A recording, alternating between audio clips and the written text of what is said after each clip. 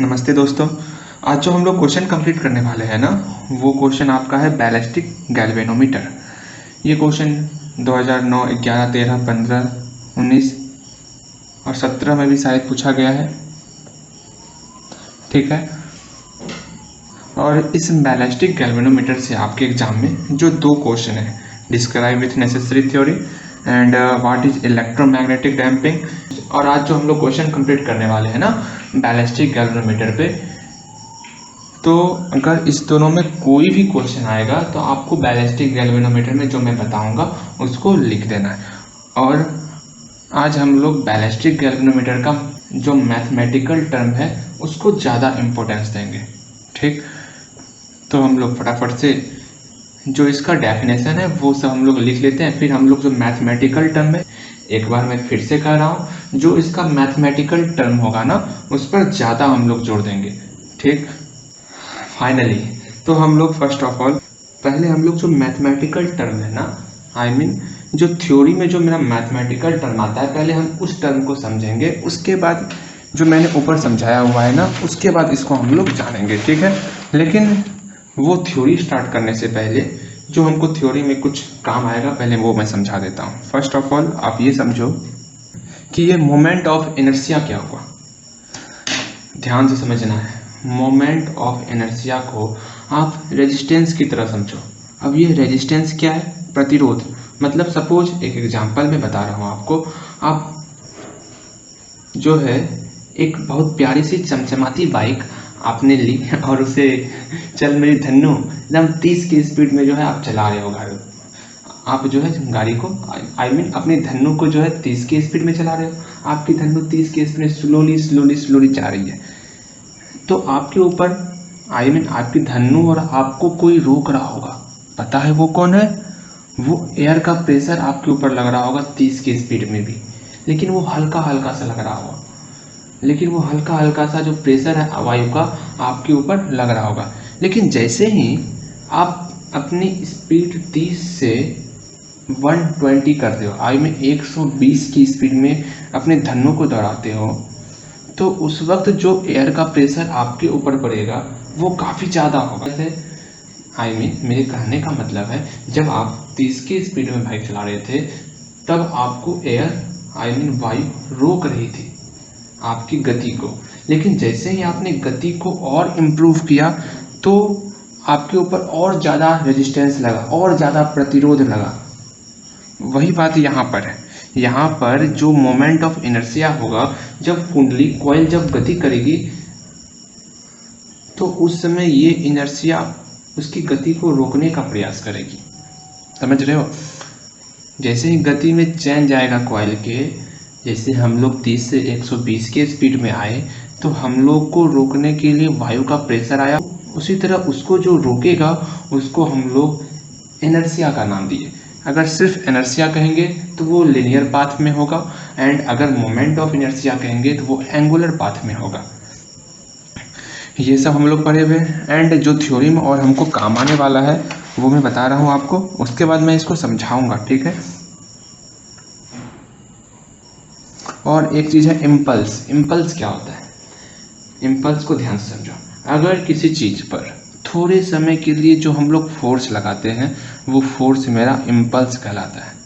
Pimples नहीं, ये pimples चेहरे पर जो उग जाता है वो पिंपल्स की मैं बात नहीं कर रहा हूँ। इम्पल्स मतलब चेहरे पर आप थोड़ी देर के लिए अपने हाथ को तेजी से चिपकाओ, एक अनोखा अनुभव आपको होगा जिससे आपके गाल लाल लाल हो जाएंगे। ठीक है, मतलब जिसको आप थप्पड़ कहते हो आपको उसकी अनुभूति होगी। इसका मतलब अब जब किसी चीज़ पर थोड़े समय के लिए आप फोर्स लगाते हो, उसी फोर्स को हम लोग क्या कहते हैं? इम्पल्स कहते हैं। ये सारी चीज़ें हम लोग की थ्योरी में आएगी। थ्योरी को स्टार्ट करने से पहले हम लोग चिरकुट ले लेते हैं। आई मीन ये मेरा है चिरकुट। हाँ, चिरकुट पे लिखने से पहले मैं आपको ये बता दूं कि 2 मिनट के अंदर जो मैं चिरकुट पर लिखूंगा, तो जो मेरे जैसे स्टूडेंट हैं वो पहले 2 मिनट को आगे बढ़ा लें, क्योंकि कमज़ोर दिल वाले इस चिरकुट पर अपना ध्यान ना दें, क्योंकि इस पर वैसी चीज़ें आने वाली हैं जो कि दिमाग के बाहर जाएंगी। ओके, पहले समझो। हम लोग जो प्रूफ करेंगे हम लोग प्रूफ करेंगे tau equal to N B A. First of all हम लोग ये प्रूफ करने वाले हैं कि tau equal to N B A होता है। उसके बाद हम लोग impulse L equal to N B A Q इसको दिखाएंगे। एंड ये दिखाने के बाद हम लोग जानते हैं एल जो है आई ओमेगा के बराबर होता है, तो एल मेरा आई ओमेगा के बराबर हुआ। यहाँ से जो मेरा ये इक्वेशन निकलेगा, इसी इक्वेशन में अगर हम लोग आई ओमेगा का वैल्यू पुट कर देंगे तो मेरा सवाल सॉल्व हो जाएगा। लेकिन आई ओमेगा का वैल्यू पुट करने के लिए हम लोगों को वर्क डन निकालना पड़ेगा W। तो जो वर्क डन वहाँ पर लग रहा है नॉट स्क्वायर ऐसा निकालेंगे। उसके बाद हम लोग एनर्जी निकालेंगे जो कि हाफ आई ओमेगा स्क्वायर निकलेगा। एंड फिर इस दोनों के कंक्लूजन से फिर हम लोग आई ओमेगा का वैल्यू निकालेंगे, जो लोग वहाँ से आई ओमेगा का वैल्यू निकालेंगे और कहाँ पुट करेंगे, इक्वेशन फर्स्ट में। फिर बाद में हम लोग क्यू का वैल्यू निकालेंगे, वही मेरा सॉल्यूशन होगा। एंड वो सारी बातें आप बाद में रखो, हम लोग अपने थ्योरी पर आते हैं। अब थ्योरी पे हम लोग यहाँ पर जो ये बी है, ये बी क्या है पहले इसको जानो। जो ये जो कुंडली है ना, जो कि नॉर्थ पोल और साउथ पोल जो मैग्नेट, जो ये नॉर्थ पोल और साउथ पोल के बीच में जो मैग्नेटिक फील्ड पर ये जो कुंडली बीच में है, ये कुंडली जो मैग्नेटिक फील्ड में है, उसी मैग्नेटिक फील्ड को हम लोग बी माने हुए हैं। और उस कुंडली में जो करंट फ्लो हो रहा है, उस करंट फ्लो को हम लोग आई माने हुए हैं। ठीक है, ये सारी बातें तो आप लोग जानते ही हो। इसके साथ साथ हम लोग टॉर्क में ये पढ़े हुए हैं फॉर मैग्नेटिक फील्ड के लिए कि torque equal to M B sine theta होता है। अब यहाँ पर ये जो मैग्नेटिक फील्ड है, ये आपका कुंडली पर परपेंडिकुलर लग रहा है। सो यहाँ पर थीटा का वैल्यू 90 डिग्री होगा। तो यहाँ से मेरा torque equal to M B आ गया, बिकॉज साइन 90 इक्वल टू 1 होता है। तो torque equal to M B, क्योंकि एंगुलर मोमेंटम है। एंगुलर मोमेंटम में हम लोग ये पढ़े हुए हैं कि ये M B I A B के बराबर होता है। और यहाँ पर ए क्या है, ए मेरा एरिया है, जो जहाँ पर कुंडली डांस कर रही है ना, वहाँ का ये एरिया है। एंड बी क्या है, बी मैग्नेटिक फील्ड है। ये सारा कुछ आप जानते हो। तो टॉर्क इक्वल टू मेरा आई ए बी हुआ। अब आप लोग बोलोगे भैया ये torque equal to I A B, ये कितने रोटेट का ये वैल्यू, ये 1 रोटेट का वैल्यू। जब एक बार रोटेट होगा वहां पर torque equal to I A B. अगर ये n टाइम्स रोटेट हुआ तो n टाइम्स रोटेट होगा, तो यहाँ पर torque equal to N I A B हो जाएगा। एंड इस टॉर्क का वैल्यू हम लोग क्यों निकाले, क्योंकि हम लोग को इम्पल्स निकालना था। और हम लोग जानते हैं इम्पल्स क्या होता है, थोड़े समय के लिए जो फोर्स लगता है। तो यहाँ पर रोटेट हो रहा है, तो फोर्स की जगह पर हम लोग का टॉर्क आ जाएगा। और हम लोग टॉर्क का वैल्यू निकाल चुके हैं। क्योंकि यहाँ पर dt है, तो ये थोड़े एरिया के लिए हुआ, ये पूरे के पूरे कॉइल के लिए तो नहीं होगा। तो हम लोग इसमें इंटीग्रेट कर देते हैं, जैसे ये पूरे के पूरे कॉइल के लिए हो जाए। तो हम लोग इसका इंटीग्रेट किए। अब यहाँ पर जो है एन ए बी मेरा कांस्टेंट टर्म था, इसलिए इसको बाहर निकाल लिए। अब integration of I D T हुआ। अब चूंकि हम लोग जानते हैं कि D Q equal to I D T होता है, अब हम लोग इसका इंटीग्रेशन कर लेंगे। तो Q equal to integration of I D T. And इस integration of I D T की जगह पर हम लोग Q पुट कर लेंगे।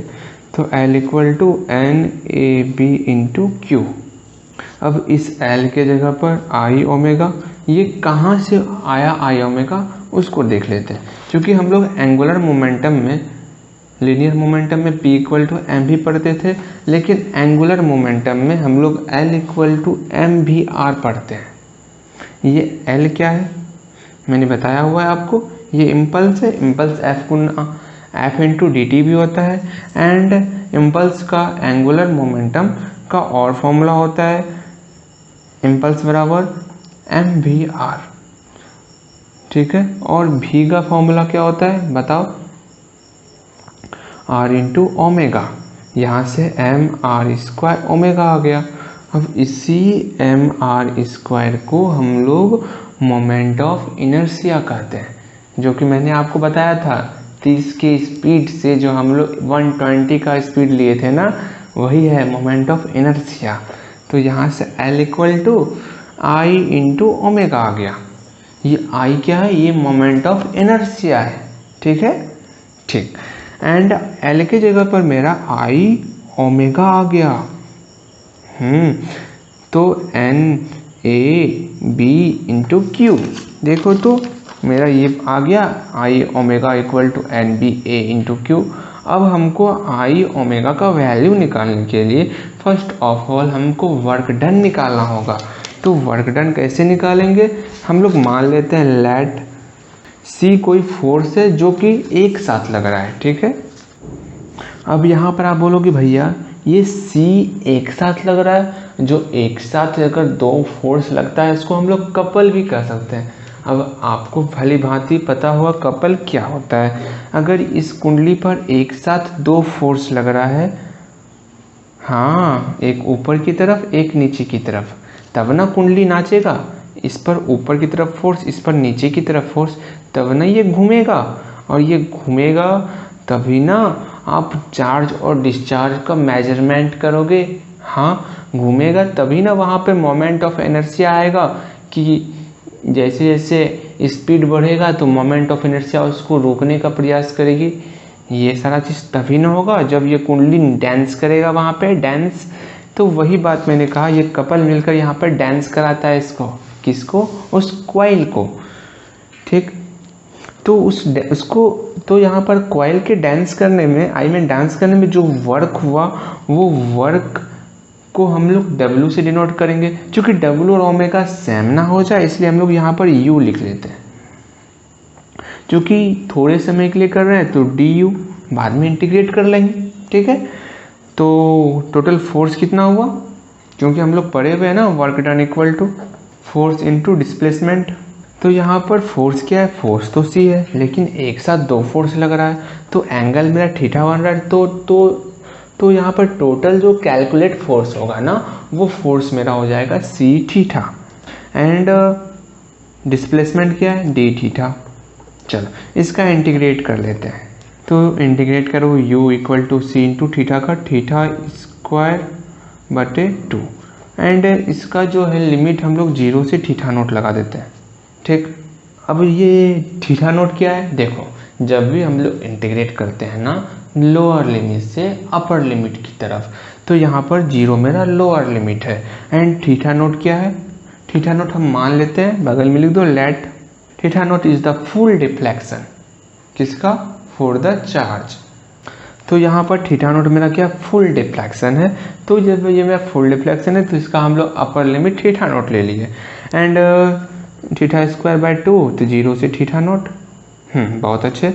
And U equal to C by 2 into theta square, theta naught square. And जब थीटा का वैल्यू 0 पुट करेंगे तो कंप्लीट मेरा 0 हो जाएगा। तो यहाँ से मेरा U का वैल्यू आ गया half C theta naught square. देखो ये निकल गया मेरा। अब हमको E का वैल्यू निकालना है, एनर्जी निकालना है। अच्छा, यहाँ पर तो मेरा मोमेंट हो रहा है वहाँ पर, और वहाँ पर कौन सी एनर्जी आएगी? काइनेटिक एनर्जी ना। वहाँ पे स्टैटिक एनर्जी तो नहीं आएगी। वहाँ पर जब भी होगा गतिज ऊर्जा होगा, और गतिज ऊर्जा को हम लोग कहते हैं E equal to half mv square. और V को मैंने वहाँ भी बताया था R। यहाँ पर देखो V के बदले में हम लोग R ओमेगा लिए हुए हैं, तो यहाँ पर भी हम लोग V के बदले में R ओमेगा लेंगे। That's clear. तो ये क्या हो गया? E का value half m r square omega square. और देखो यहाँ पर भी हम लोग एम आर स्क्वायर को इनर्शिया लिए थे, मोमेंट ऑफ इनर्शिया। सेम यहाँ पर भी एम आर स्क्वायर को हम लोग मोमेंट ऑफ इनर्शिया लेंगे। तो equal to half I omega square. यही हो गया, यही चीज़ तो हम लोग यहाँ पर लिखेंगे। We know that. इसको कोई इक्वेशन मान लो ना, बाद में काम आएगा, क्योंकि इसके और इसी की मदद से हम लोग आई ओमेगा निकालने वाले हैं।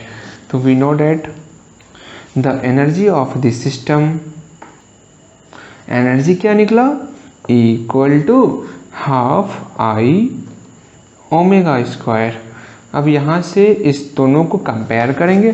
अब भाई आप दोनों कंपेयर क्यों हो रहे हो, आप तो U हो, ये E है, कैसे कंपेयर हो जाएगा? अरे दोनों एक ही होती है क्या, दोनों एनर्जी है। जब दोनों एनर्जी है तो दोनों को हम इक्वल कर सकते हैं। तो यहाँ पर from equation second and equation third क्या हो गया, half C theta naught square equal to half I omega square. यहाँ से हाफ कैंसल, तो आई ओमेगा स्क्वायर मेरा निकल गया है सी थीटा नॉट स्क्वायर। ठीक, ये तो बहुत अच्छी बात है। एंड आई ओमेगा नहीं निकलेगा, क्यों नहीं निकलेगा? क्योंकि सिर्फ ओमेगा पर स्क्वायर है। कहीं मेरा किसी तरह आई स्क्वायर भी आ जाए तब वहाँ से हम लोग आई ओमेगा को अकेला कर सकते हैं।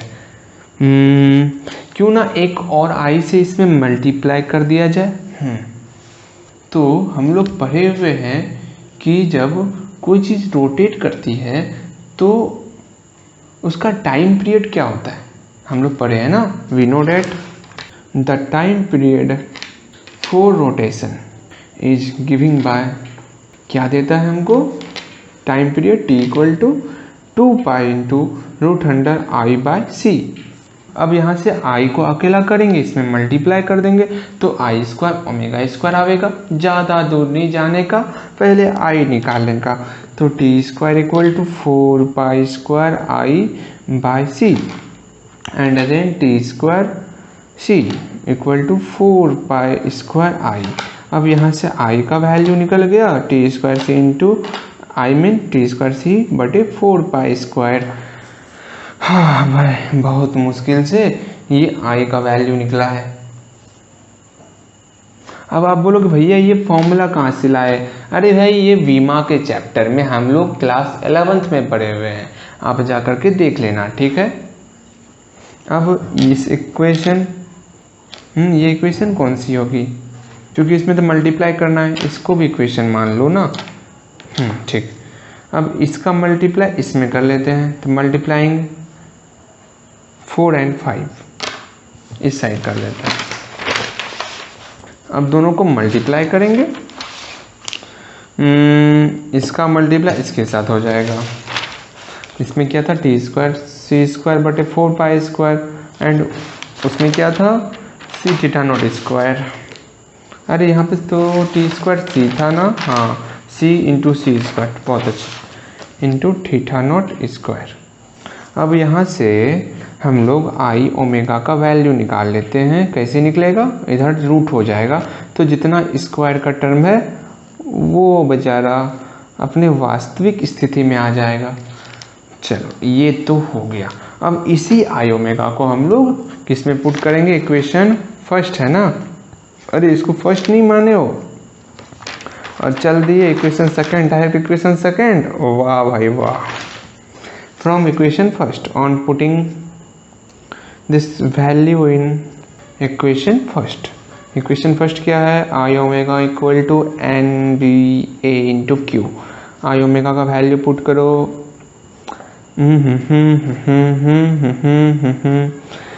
बहुत अच्छे। एंड यहाँ से Q का अकेला करना है और Q को देखना है कि Q किस पर डिपेंड कर रहा है।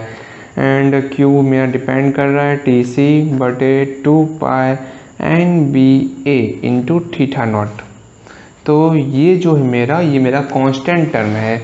तो यहाँ से Q मेरा बराबर हो रहा है K इंटू थीटा नॉट। यहाँ लिख देते हैं वेयर टी सी बटे 2 pi N B A is a constant. ठीक है, ये किसका है, फॉर गैल्वेनोमीटर। गैल्वेनोमीटर के लिए ये मेरा जो है K मेरा कांस्टेंट है। यहाँ से Q प्रोपोर्शनल हो गया थीटा नॉट का। तो आप दोनों क्वेश्चन में इस थ्योरी को आपको बनाना ही बनाना है, इस दोनों क्वेश्चन में। एंड यहाँ पर इलेक्ट्रोमैग्नेटिक डैम्पिंग के बारे में बताया गया है, तो हम लोग कुछ इलेक्ट्रोमैग्नेटिक डैम्पिंग के बारे में लिख लेते हैं। अब ये इलेक्ट्रोमैग्नेटिक डैम्पिंग क्या हुआ, अरे ये इलेक्ट्रोमैग्नेटिक डैम्पिंग हुआ क्या, जब कोई चीज़ रोटेट कर रही होती है तो इसी इलेक्ट्रोमैग्नेटिक के कारण उसकी गति को कम किया जाता है बिना स्पर्श में लाए। मतलब कोई भी चीज़ रुकने के लिए उसमें घर्षण होना चाहिए, लेकिन इस इलेक्ट्रोमैग्नेटिक डैम्पिंग की वजह से बिना घर्षण का कोई चीज़ रुक जाती है। कैसे? आप ट्रेन को देखो, अरे भाई बहुत सिंपल सा है, आप अभी जाना यूट्यूब पे सर्च करना इलेक्ट्रोमैग्नेटिक डैम्पिंग, तो आपको जो है रेलगाड़ी किस प्रकार रुकती है वो आपको दिख जाएगा। तो आपको भली भांति समझ में आ जाएगा कि इलेक्ट्रोमैग्नेटिक डैम्पिंग क्या हुआ। ठीक, आप प्रैक्टिकली देखोगे ना तो आपको अच्छे से समझ में आएगा। जो मैंने कहा आपको देख लेना है इलेक्ट्रोमैग्नेटिक डैम्पिंग के बारे में। यहाँ पे मैं कुछ लिख रहा हूँ, उसको देख लो। तो देखो यहाँ पर ये जो इलेक्ट्रोमैग्नेटिक डैम्पिंग है ये क्या करता है? स्लो करता है। किसको? मोशन ऑफ बॉडी को स्लो करता है without any direct physical contact, बिना फिजिकल कांटेक्ट का।